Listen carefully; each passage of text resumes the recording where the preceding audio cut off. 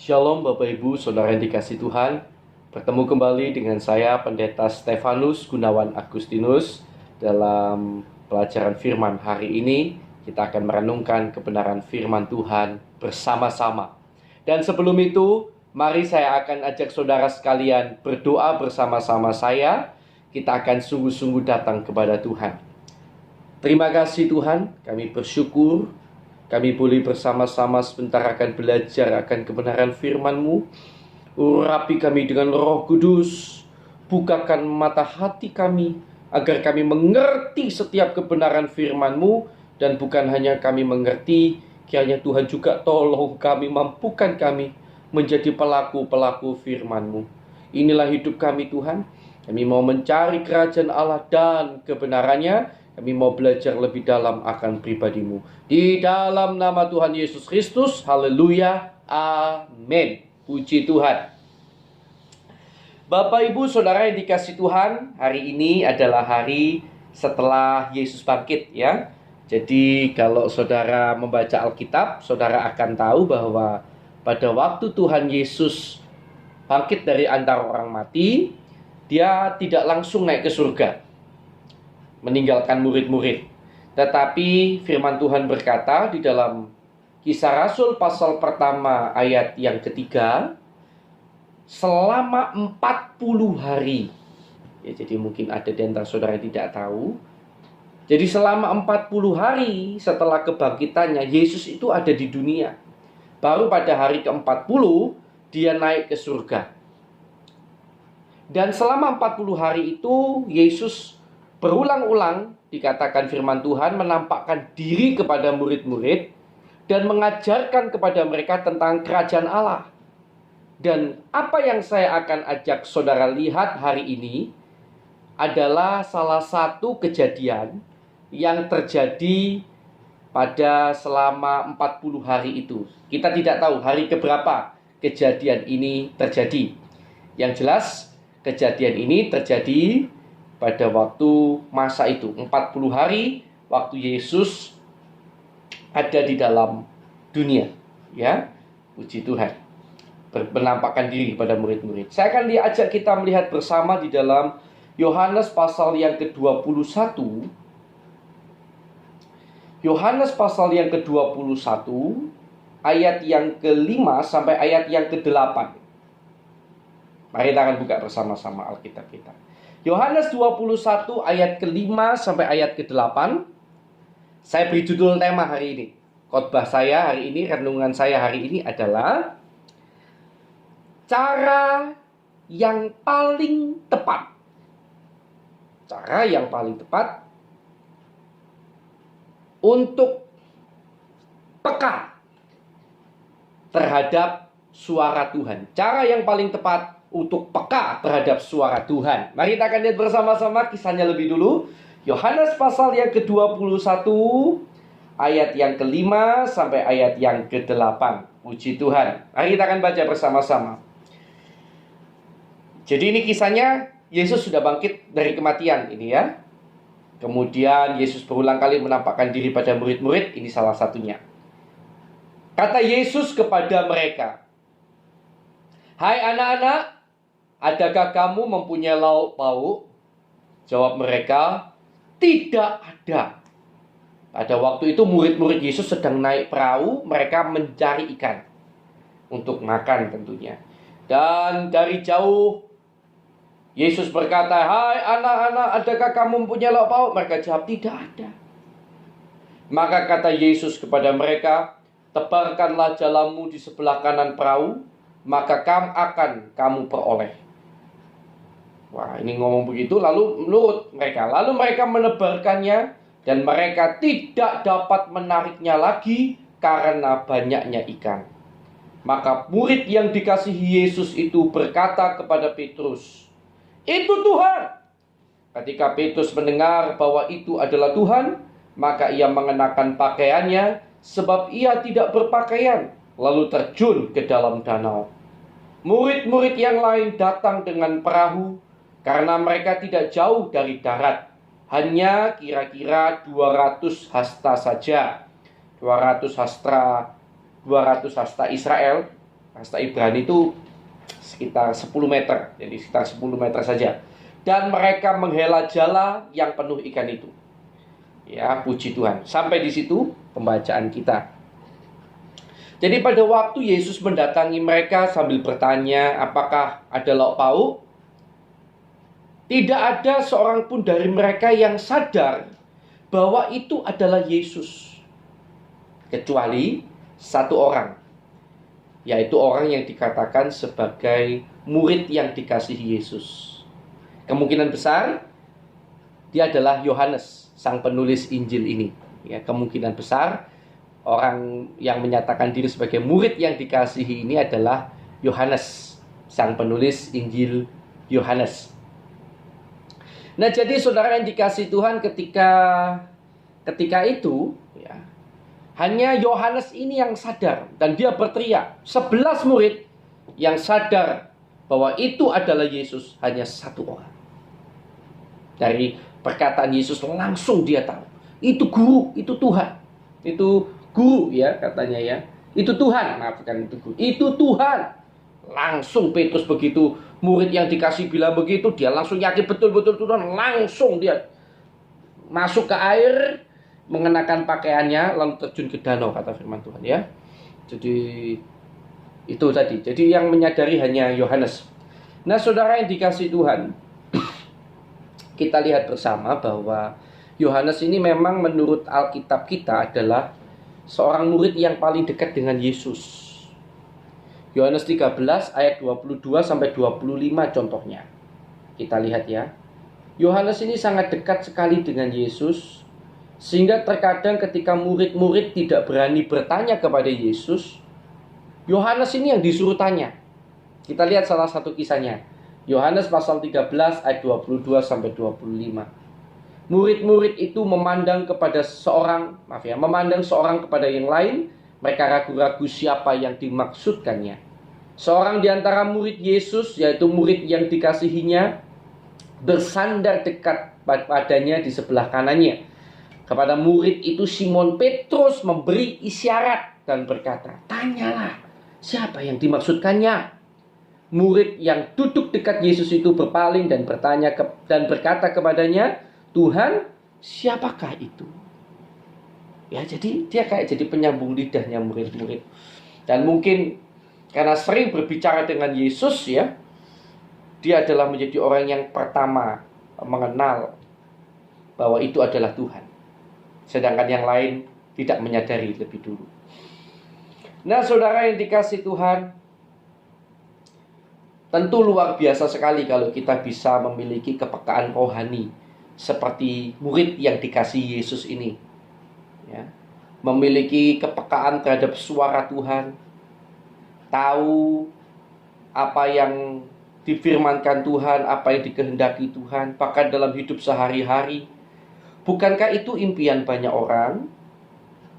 Terkadang kita bahkan harus mengambil keputusan yang membingungkan. Dan kita butuh rasanya, apa yang dimau Tuhan ya?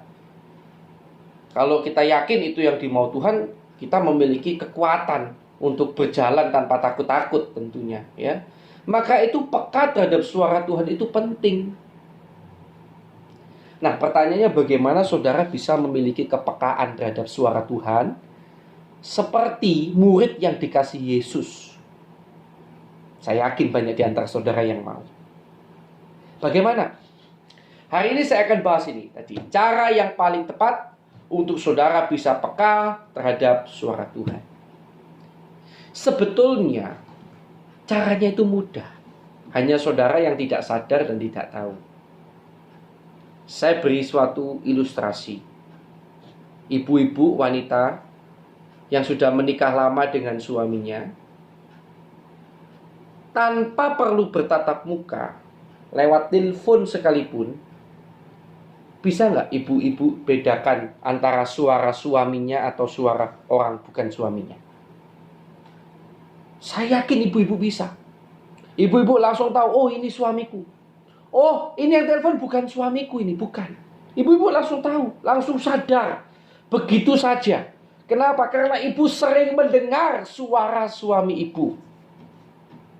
Bahkan sekalipun Bila ada orang yang mampu menirukan suara suami ibu 100% tanpa ada kesalahan sedikit pun, betul-betul mirip sekali. Logatnya juga mirip sekali. Tapi kemudian orang itu menyatakan sesuatu di luar kebiasaan suami ibu yang ibu ketahui selama ini, pasti ibu akan curiga. Misalnya, suami ibu dari dulu menikah sampai sekarang bertahun-tahun tidak pernah suka pari, misalnya ya, tidak pernah suka pari. Satu ketika ada orang meniru suara suami ibu lalu bertanya kepada ibu.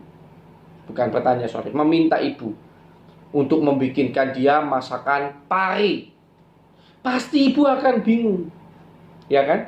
Loh, kamu kan biasanya nggak suka pari. Kok bisa minta pare? Misalnya begitu ya. Langsung curiga. Karena sering ngomong, sering tahu. Nah, sekarang jadi untuk bisa peka terhadap suara Tuhan gimana, Pak? Ya sering-seringlah mendengar suara Tuhan. Suara Tuhan yang paling otentik lebih dulu. Yang paling meyakinkan lebih dulu. Yang nggak mungkin salah lebih dulu. Itu dulu yang perlu saudara banyak tahu. Dan dari mana kita tahu suara Tuhan yang sudah otentik, pasti betul terpercaya? Alkitab. Ya kan? Alkitab kan berisi perkataan Tuhan. Dan itu terpercaya, otentik, tidak bisa dipungkiri. Sudah jelas pasti tidak mungkin salah. Itu pasti perkataan Tuhan. Kan begitu? Nah, jadi kalau saudara mau peka terhadap suara Tuhan, harus lebih dulu rajin baca Alkitab. Suka membaca Alkitab. Suka merenungkan Alkitab sehingga betul-betul kenal. Dalam urapan Roh Kudus, jangan lupa. Ya. Dalam urapan Roh Kudus, jadi ketika berdoa mintalah Roh Kudus berkarya. Karena bisa jadi orang baca Alkitab tapi nggak mengerti-ngerti. Kenapa? Karena dikatakan firman Tuhan ada selubung, ya. 2 Korintus 3 ayat 14 sampai ayat yang ke-17. 2 Korintus 3 ayat yang ke-14 sampai 17. Coba kita lihat bersama-sama ya Bapak Ibu Saudara sekalian. Tetapi pikiran mereka telah tumpul, sebab sampai pada hari ini selubung itu masih tetap menyelubungi mereka.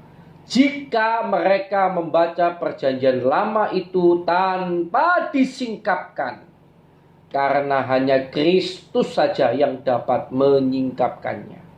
Bahkan sampai pada hari ini, setiap kali mereka membaca kitab Musa, ada selubung yang menutupi hati mereka. Tetapi apabila hati seseorang berbalik kepada Tuhan, maka selubung itu diambil daripadanya. Sebab Tuhan adalah roh. Dan di mana ada roh Allah, di situ ada kemerdekaan. Jadi membaca Alkitab dalam urapan Roh Kudus sesering mungkin, itu yang akan membuat saudara semakin peka terhadap suara Tuhan. Jadi kalau ada seorang yang suka berdoa, suka bilang dengar suara Tuhan, tapi jarang baca Alkitab itu sudah tanda tanya. Dari mana kamu yakin itu suara Tuhan? Orang kamu aja jarang bicara dengan Tuhan. Apalagi suara Tuhan yang mungkin lewat mendengar suara Tuhan itu kan bukti nyatanya bahwa betul dari Tuhan atau tidak kan susah. Jadi saudara yang paling penting apa? Rajin baca Alkitab lebih dulu. Nanti kalau saudara semakin rajin baca Alkitab, semakin rajin baca Alkitab dalam urapan kuasa Roh Kudus, saudara juga akan semakin peka terhadap suara Tuhan. Saudara akan bisa membedakan ini suara Tuhan, ini suara hati saya. Dan saudara akan bisa bergerak sesuai dengan apa yang Tuhan mau. Bukankah di masa-masa yang sukar ini kita perlu tuntunan Tuhan? Saya yakin kalau saya suruh saudara angkat tangan, hampir semua saudara angkat tangan dan berkata, saya perlu Pak tuntunan Tuhan. Saya nggak tahu besok harus apa, saya takut salah, kondisi begitu mengerikan. Kalau saudara mau peka terhadap suara Tuhan, mulai dengan rajin baca Alkitab dalam urapan kuasa Roh Kudus. Saudara yang belum membaca Alkitab selama ini, mulai buka Alkitab saudara, baca, renungkan, dan hidupi. Percayalah, dengan itu saudara akan peka terhadap suara Tuhan. Tuhan Yesus memberkati. Hari ini kita akan berdoa untuk permohonan doa yang masuk, yaitu untuk anak Francisca, anak dari Ibu Retno, yang sering kita panggil Cika, karena dia sudah diterima di Universitas Bali, di lewat jalur, kalau nggak salah tadi lewat jalur ini ya, beasiswa prestasi ya. Kita bersyukur. Kita akan doakan bersama-sama. Mari kita akan berdoa bersama-sama menutup renungan kita pada saat hari ini. Terima kasih Tuhan. Kami bersyukur kami boleh belajar firman-Mu. Biarlah kami semakin peka akan kehendak-Mu, akan suara-Mu, akan perkataan-Mu. Dan biarlah itu terjadi karena kami juga mau untuk semakin hari semakin sering membaca firman. Dalam urapan kuasa Roh Kudus, seringkali kami malas.